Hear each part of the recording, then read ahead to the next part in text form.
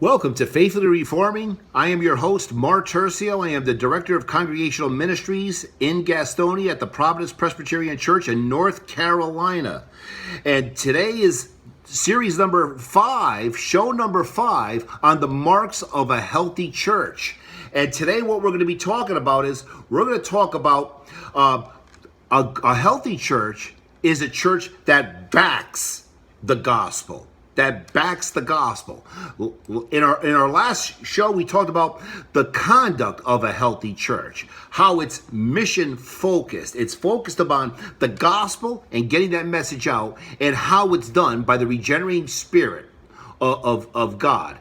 We talked about Philippians chapter 2, 13 and 14, for God works in you both to will and to do for his good pleasure. We talked about the fruits that come from our labor.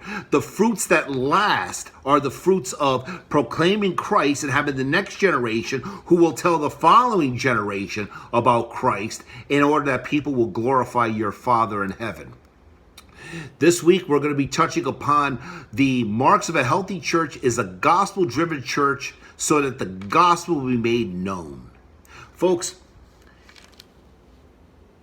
all of us who attend a church, where do the funds of the church go to? Now, typically what happens is, in independent churches, those are churches that have no accountability.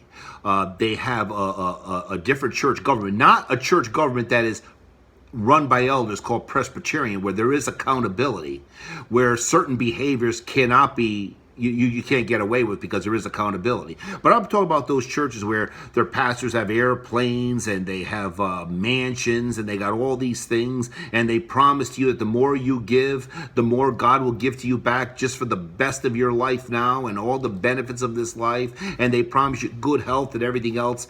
If you go back to the first program we did, 1, 2, 3, 4, now we're on 5, you'll see exactly where that's not really a healthy church.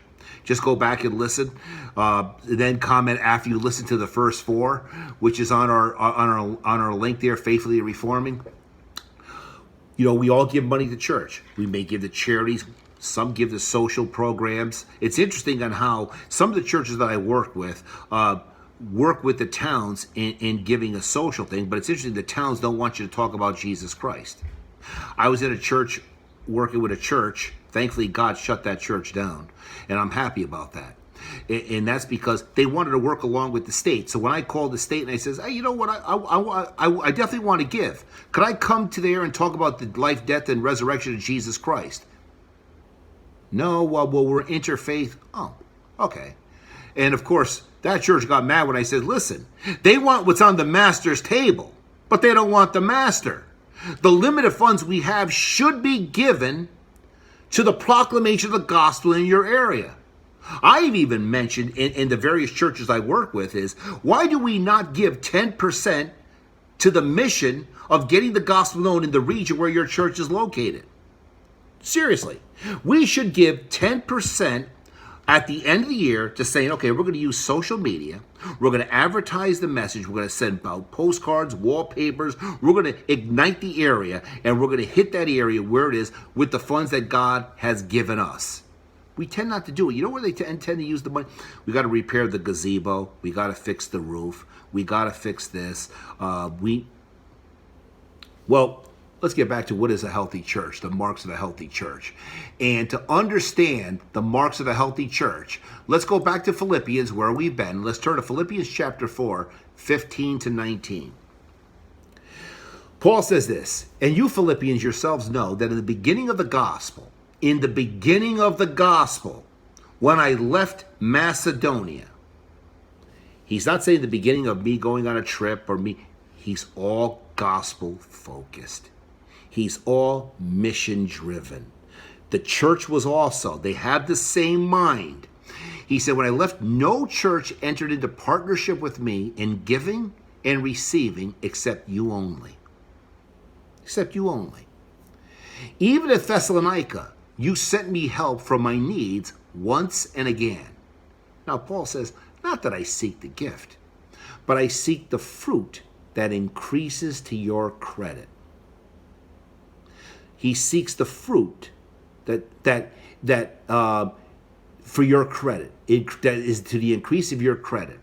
He says, I have received full payment and more. I am well supplied. I got the gift that you gave Epaphroditus. He calls it a fragrant offering, a sacrifice acceptable and pleasing to God. What were they giving him to? Well, Paul didn't have a place to lay his head. Interesting enough, the master didn't have a place to lay his head. Okay? He gave up all to follow Christ, and Christ may call you to give up all to follow him. But what is interesting about this is they gave so that Paul can journey outside of Macedonia, to Thessalonica, to Asia, to Rome, to Ephesus.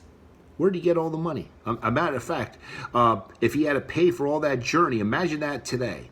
I mean, today, we're using funds to build elaborate homes and things like that. No.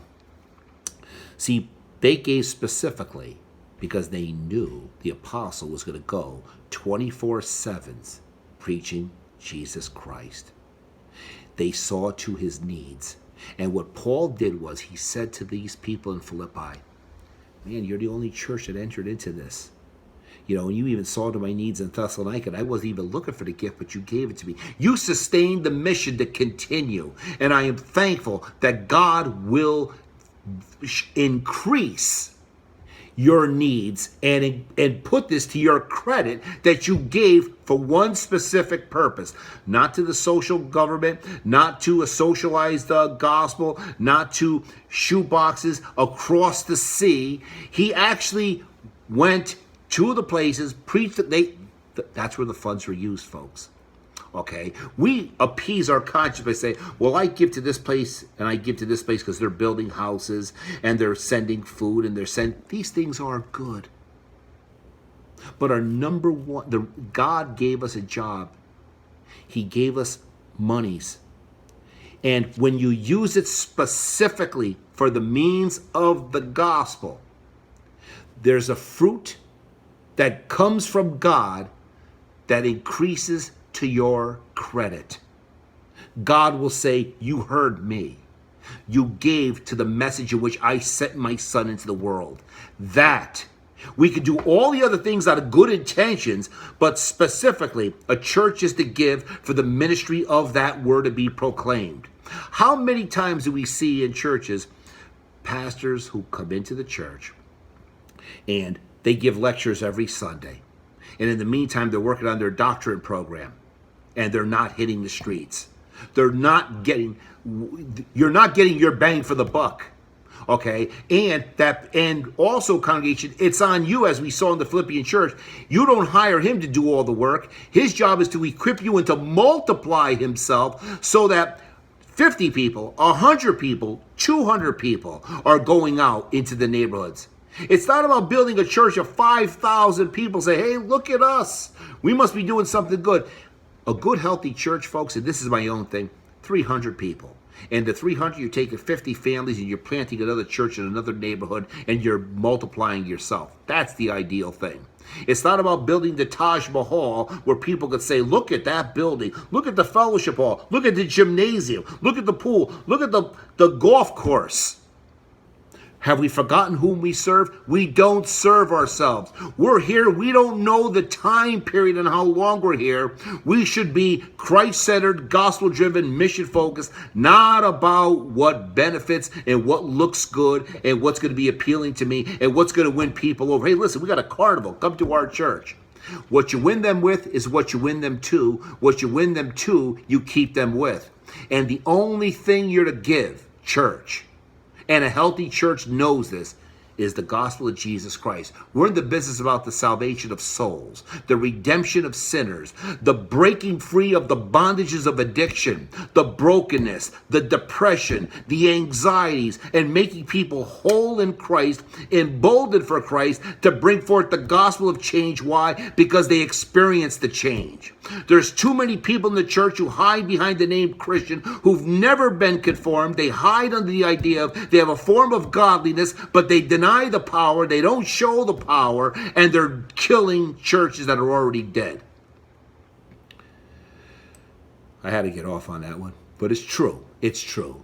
So, folks, you have to understand that when God says these things, he says in verse 19 of Philippians 4, my God will supply every need of yours according to the riches in glory in Christ Jesus. Every need. Not just monetary, not just physical, but every need. Every single need. Because remember, folks, we have been blessed with every spiritual blessing in the heavenly places in Christ. And the greatest glory we could give to Christ is our resemblance of him. We need to be able to say what Jesus said to Philip. Philip said, show us the Father. Philip, I've been with you so long, yet you do not realize that the Father is in me and I in you. And Jesus prayed for his believers. He said that the Father and I will come and park in you. Revelation. You know, we're going to come and sit down and have intimacy with you inside you. So we want to bear that resemblance of God's work in our lives so that, again, we're not bringing glory to ourselves, we're bringing glory to him. He will supply the needs, and one of the things that he supplies us with is a fullness of his Spirit, conforming us to the very image of his Son, so that when people see us, believers, they're doing the work that Christ sent us forth to do, and I want to do it. They're not saying, what a good person you are. Look at the things that you do. No, if they say that, you're going to immediately point to him and say, it is him who works in me, both to will and to do. Next week, folks, we're going to be talking about the location where God has placed you and why he's placed you there. Okay, again, hit the subscribe button, hit the bell. My goal is to wake up the churches that have fallen asleep, to wake up dead churches. May God have the mercy and grace to do that, and to encourage us to look for the marks of a healthy church, and also to look at ourselves. Are we a healthy member of that church? Okay, thanks again. Hit the subscription button. Thank you for joining me.